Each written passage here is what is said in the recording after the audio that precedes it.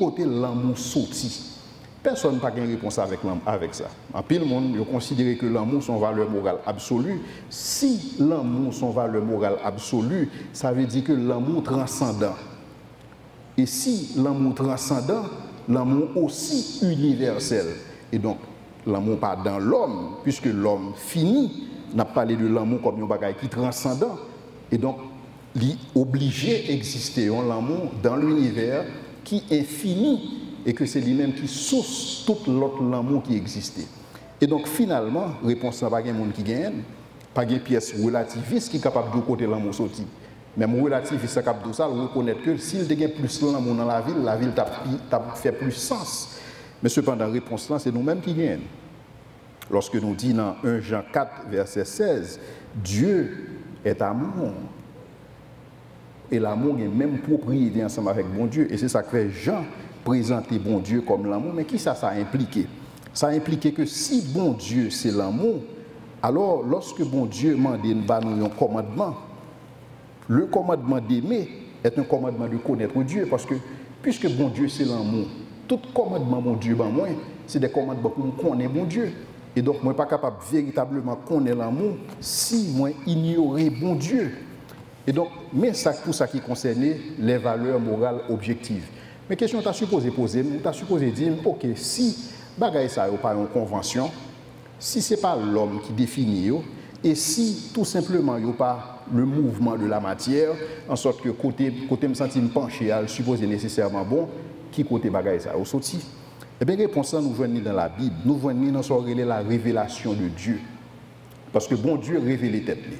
La Bible dit nous dans Romains chapitre 2, versets 14 à 16, la Bible dit nous que bon Dieu inscrit loi dans le cœur de l'homme. Et c'est ça qui fait l'homme capable de connaître ça qui est bien, qui ça qui est mal. L'homme pas connaît ça qui est bien, qui ça qui est mal, parce que la société dit mais ça qui est bon, mais ça qui est mal. L'homme connaît ça qui est bien, ça qui est mal, parce que la loi de Dieu dit imprimer en dans conscience l'homme. Et puisque depuis qu'il y a une loi, pas capable d'un législateur, si il y a une loi suprême dans la conscience, non, besoin d'un législateur suprême. Et donc, ça, législateur suprême, ça, c'est bon Dieu. Il y a un sous-slide là, Romains chapitre 2, versets 14 et 16, qui dit que quand les païens qui n'ont pas la loi font naturellement ce que prescrit la loi, ils sont eux-mêmes qui n'ont pas la loi, une loi pour eux-mêmes. Ils montrent que l'œuvre de la loi est écrite dans leur cœur, leur conscience en rendant témoignage et leur pensée s'accusant ou se défendant tour à tour. Est-ce que vous êtes capable de projeter PowerPoint ça? Je vais insister sur verset ça. PowerPoint.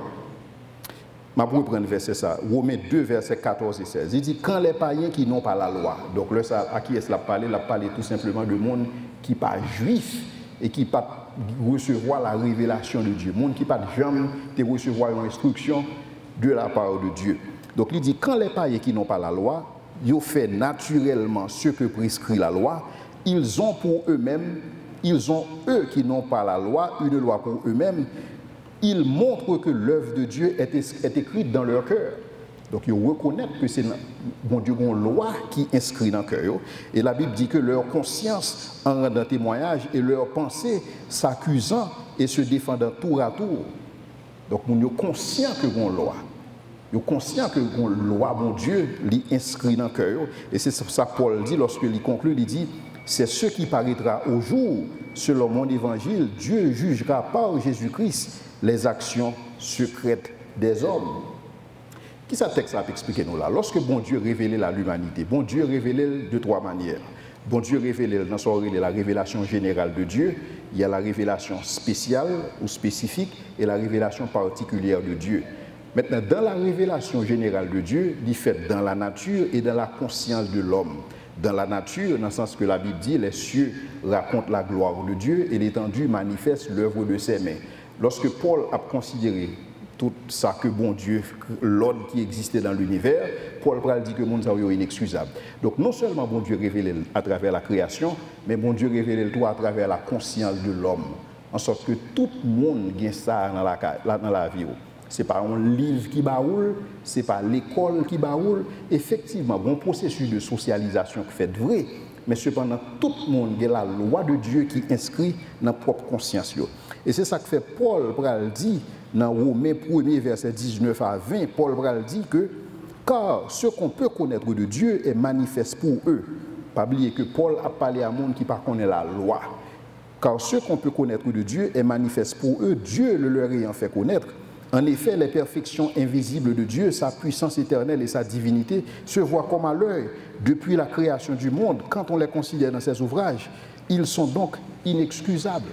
C'est-à-dire que pour tout le monde qui bénéficiait de la révélation de Dieu dans leur conscience et qui n'a pas fait ça que vous supposez faire, Paul dit que le monde est tout simplement inexcusable. Et donc Paul, selon les Écritures, il admet qu'il existait des valeurs morales objectives, contrairement à ça qu'on adepte du sécularisme, enfin du relativisme capable de dire, bon Dieu admet l'existence des valeurs morales objectives. Maintenant, pour conclure, lorsque nous parlons de valeurs morales objectives, est-ce qu'il y a une vérité dans le bagage ça? Le premier bagage qui passe, c'est que vous n'êtes pas capable de nier l'existence des valeurs morales objectives pour raison que je fais montrer là, parce que c'est imprimé dans la conscience. Non?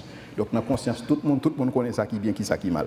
Et deuxièmement, si pas des valeurs morales objectives, et donc là, ça, pas une différence fondamentale entre un monde comme Hitler qui tuait 6 millions de juifs et un monde comme Billy Graham qui lui-même évangélisé, enfin, pile monde sur la planète là.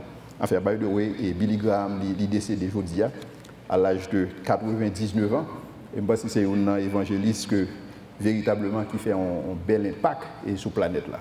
Et donc, si pas des valeurs morales objectives, pas de différence entre deux mondes, puisque de toutes les façons, le Billy Graham mourit, toute bagaille fini, le Hitler mourit déjà, toute bagaille fini.